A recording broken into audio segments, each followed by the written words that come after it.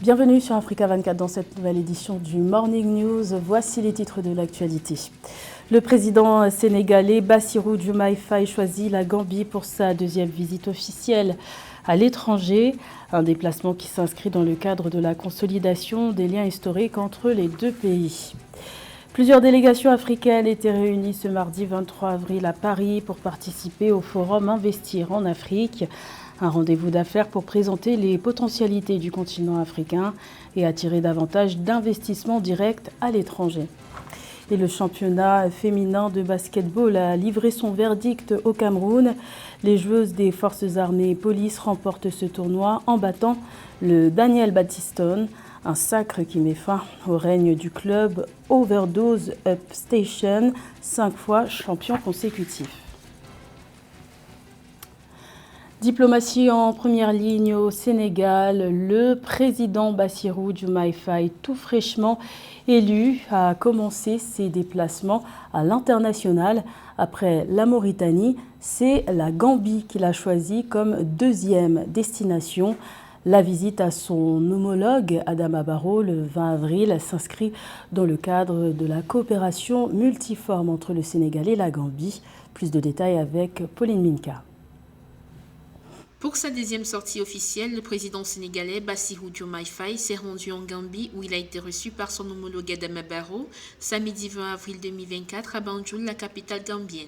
Durant ce tête-à-tête au sommet, les deux chefs d'État ont convenu entre autres de la tenue de la prochaine session du Conseil présidentiel sénégalo-gambien à Dakar, tout en s'engageant à travailler à faire progresser les relations bilatérales entre les deux pays, notamment en matière de défense et de sécurité et de gestion des forêts et de la faune sauvage.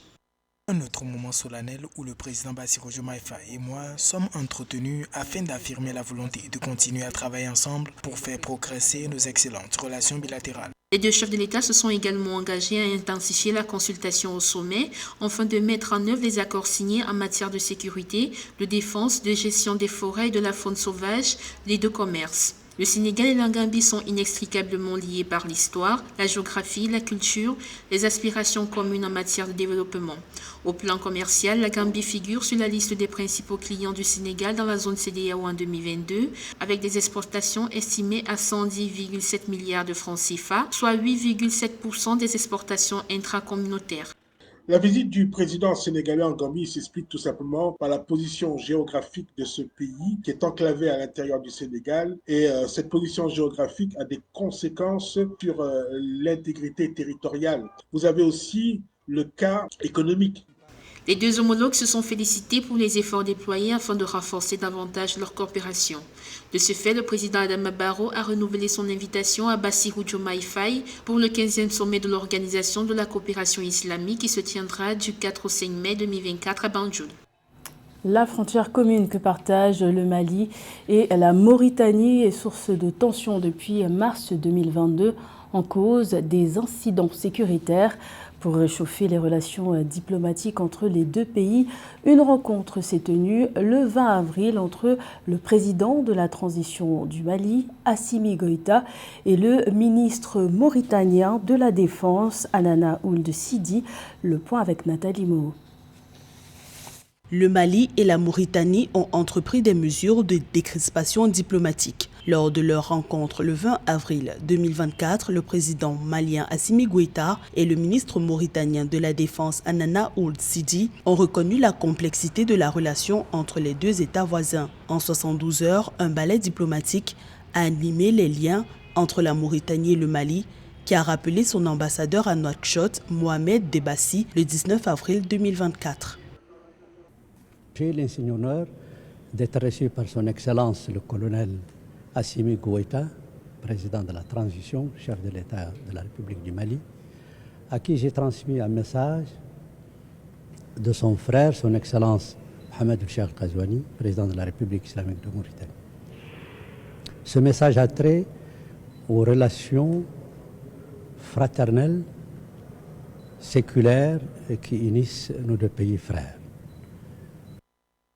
Les accusations du gouvernement mauritanien contre les autorités maliennes se multiplient. Le 8 avril 2024, des médias ont rapporté que plus d'une dizaine de civils mauritaniens ont été blessés à la suite d'un raid mené par l'armée malienne, accompagné des forces du groupe paramilitaire russe Wagner. En réaction, le président malien a invité les ressortissants mauritaniens à quitter la zone de Fassala, frontalière avec la Mauritanie, dans une lettre adressée au chef de l'État, Mohamed Ould El Ghazouani. C'est que la Mauritanie et le Mali peuvent et doivent faire au quotidien pour pouvoir travailler ensemble dans le cadre d'une coordination, dans le cadre d'une synergie d'action, dans le cadre d'un dialogue continu pour pouvoir renforcer la sécurité au sein de nos pays, entre nos pays et travailler pour pouvoir sécuriser le mouvement de nos populations. Le ministre de la Défense, Anana Ould Sidi, a souligné que la préservation et le renforcement des liens distinctifs entre son pays et le Mali sont une responsabilité collective. La Mauritanie et le Mali partagent des frontières terrestres qui sont les plus longues d'Afrique de l'Ouest, totalisant 2237 km. Le forum Investir en Afrique était de retour à Paris ce mardi 23 avril. L'édition 2024 était consacrée à l'accompagnement des nouvelles dynamiques. Le but, présenter les potentialités du continent africain en vue d'attirer davantage d'investissements directs à l'étranger, les entreprises françaises étant en deuxième position après les Anglais, avec quelques 60 milliards d'euros d'investissements directs à l'étranger en Afrique. La résilience du continent africain, malgré les multiples défis exogènes, a été mise en exergue. Près d'1 millier de participants ont pris part à ce rendez-vous d'affaires. Parmi les délégations présentes, celle de la République démocratique du Congo, venue présenter les opportunités d'investissement du pays, comme nous le précise Anthony Kizo-Kamole, directeur général de l'Agence nationale pour la promotion des investissements de la République démocratique du Congo, au micro de notre envoyé spécial, Lizelsia Kizmana. Notre participation d'aujourd'hui est dans une démarche cohérente, dans une démarche à long terme, perspective. Démarche pour présenter aux entreprises françaises que c'est possible d'investir en RDC. Démarche pour dire aux entreprises françaises qu'il y a des opportunités en RDC. Démarche pour dire aux entreprises françaises que c'est possible de pouvoir développer des affaires en RDC. Et là, la deuxième participation, on a amené le président du conseil d'administration de la GECAMIN, on a amené le directeur général de l'agence des conventions dans notre pays et on a aujourd'hui une entreprise qui est en fait un témoignage du fait qu'on peut investir dans les zones économiques spéciales qui est un des éléments du développement de l'industrie dans notre pays. C'est dans ce sens-là que nous sommes là. La capitale congolaise Brazzaville accueille depuis ce mardi 23 avril la 8e édition du Salon international de la tech et de l'innovation OSIAN. Cette année, ce grand rendez-vous de la nouveauté a pour thème le numérique, accélérateur de performance. Parmi les temps forts attendus, il y a le challenge Startup Bassin du Congo. Notre correspondant à Brazzaville, Deva Panzou, nous en dit plus.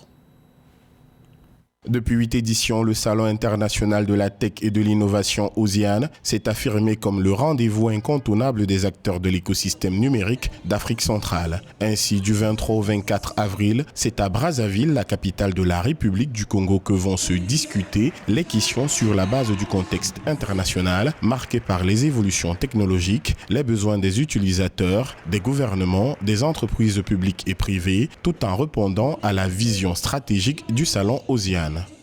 Alors, ce que l'on attend, c'est de réellement sortir de cette édition avec des solutions innovantes, donc en mettant réellement en avant les solutions innovantes. On a vu les délégations qui arrivent, qui, eux, sont en train de présenter leurs produits, que ce soit au niveau de l'espace culturel. Vous avez pu faire le tour et voir comment les solutions sont déployées. La 8e édition est baptisée Kolonga et également met en accent sur le numérique, le développement de performance aux PME via le numérique. Les attentes des jeunes innovateurs sont immenses au cours de l'édition 2024 du Salon OSIAN, car le challenge Viso récompensera le meilleur projet du bassin du Congo d'un prix d'une valeur de 10 millions de francs CFA. Et Et j'aimerais aussi revenir quand même sur la nouveauté de cette édition, parce que vous avez su le remarquer tout à l'heure, vous avez vu en termes de reconfiguration du Palais des Congrès, là on a des espaces intérieurs. L'année dernière, nous n'avons pas ce beau plateau avec Africa 24. Donc la nouveauté est aussi organiser la 3e édition du Challenge Startup Bassin du Congo, qui aura pour finalité la récompense, c'est-à-dire la remise du prix de la meilleure start-upper, et le prix cette année s'élève à 10 millions de francs CFA. La 8e édition du Salon international des tech et de l'innovation OSIAN connaît la participation des ministres de l'économie numérique du Gabon, de la République démocratique du Congo et de la République du Congo. Notons que les organisateurs de ce salon projettent la création d'un fonds afin d'accompagner le financement des start-up. Le championnat féminin de basketball a rendu son verdict au Cameroun. Les joueuses des forces armées et police ont remporté la compétition en battant le Daniel Battiston ce 22 avril. Les FAP représenteront le Cameroun aux compétitions organisées par la branche Afrique de la Fédération internationale de basketball. Le point avec Christian Dimade.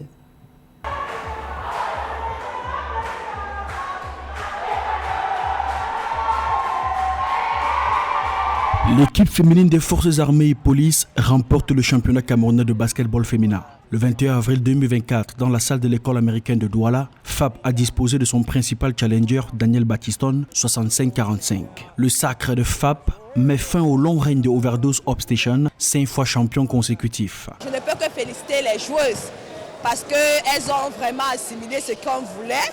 Et puis voilà, si on peut être bon coach, bon entraîneur, mais si on n'arrive pas à transmettre et que les joueuses n'arrivent pas à démontrer ce qu'on les transmet sur le terrain, on perd tout. Donc nous apprenons de nos erreurs.